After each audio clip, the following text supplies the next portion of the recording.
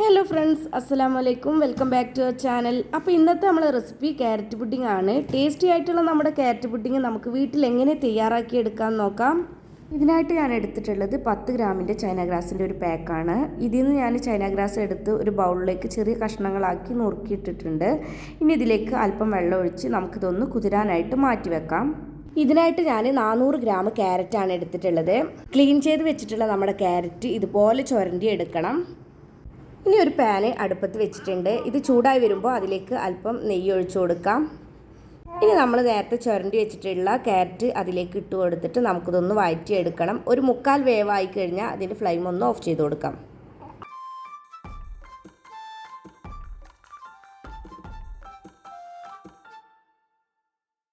ഇതിലേക്ക് ഞാൻ 1 ലിറ്റർ പാലാണ് എടുത്തിട്ടുള്ളത്. ഏത് പാത്രത്തിലാണോ നമ്മൾ കുക്ക് ചെയ്യുന്നത് ആ ഒരു പാത്രത്തിലേക്ക് നമുക്ക് ഈ പാൽ ഒഴിച്ചു കൊടുക്കാം.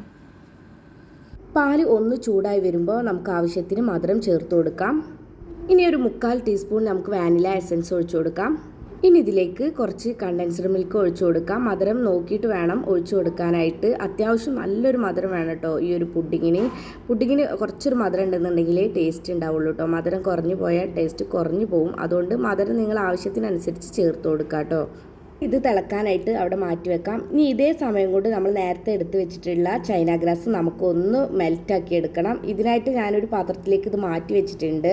ഇതിലേക്ക് അല്പം ചൂടുവെള്ളം ഒഴിച്ചിട്ട് നമുക്കിതൊന്ന് മെൽറ്റാക്കി എടുക്കാം. ഇതേ സമയത്ത് ആ പാല് തിളച്ച് വന്നിട്ടുണ്ട്. അപ്പോൾ നേരത്തെ നമ്മൾ വേവിച്ച് വെച്ചിട്ടുള്ള ക്യാരറ്റ് നമുക്ക് അതിലേക്ക് ചേർത്ത് കൊടുക്കാം. എന്നിട്ട് നന്നായിട്ടൊന്ന് തിളപ്പിച്ചെടുക്കാം.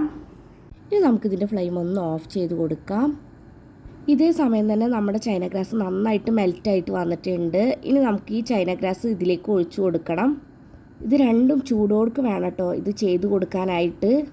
ഇത് നന്നായിട്ട് മിക്സ് ചെയ്യണം കേട്ടോ. ചൂടോടുക്ക് തന്നെ വേണം ഇത് മിക്സ് ചെയ്യാനും. ഇത് ഏത് പാത്രത്തിലാണോ നമ്മൾ സെറ്റ് ചെയ്യുന്നത് ആ ഒരു പാത്രത്തിലേക്ക് ഇത് ചൂടോടുക്ക് തന്നെ ഒഴിച്ചു കൊടുക്കാം. ഇല്ലയെന്നുണ്ടെങ്കിൽ ഇത് സെറ്റായി പോവും. അതുകൊണ്ടാണ് ചൂടോടുക്ക് തന്നെ ഒഴിച്ചു കൊടുക്കണം എന്ന് പറയുന്നത്. ഇനി ഇതാ ഓരോ ബൗളിലോട്ട് ഞാനിങ്ങനെ ഒഴിച്ചു കൊടുക്കുകയാണ്. നല്ല ചൂടോടെ തന്നെ കേട്ടോ ഈ ഒഴിച്ചു കൊടുക്കുന്നത്. ഇനി ഇത് നന്നായി ചൂടാറിയതിന് ശേഷം ഒരു 4-5 മണിക്കൂർ നമുക്ക് ഫ്രിഡ്ജിൽ വെച്ചിട്ടൊന്ന് തണുപ്പിച്ചെടുക്കാം.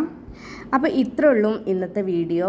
നല്ല ടേസ്റ്റി ആയിട്ടുള്ള ഒരു പുഡിംഗ് കൂടിയാണ് ക്യാരറ്റ് പുഡിംഗ് എന്ന് പറയുന്നത്. അപ്പോൾ നിങ്ങൾക്ക് ഈ ചാനൽ ഇഷ്ടപ്പെടുകയാണെങ്കിൽ ലൈക്ക് ചെയ്യുക, ഷെയർ ചെയ്യുക, സബ്സ്ക്രൈബ് ചെയ്യുക. അടുത്തൊരു വീഡിയോ ആയിട്ട് വരുന്നവരെ അസ്സലാമു അലൈക്കും, ബൈ.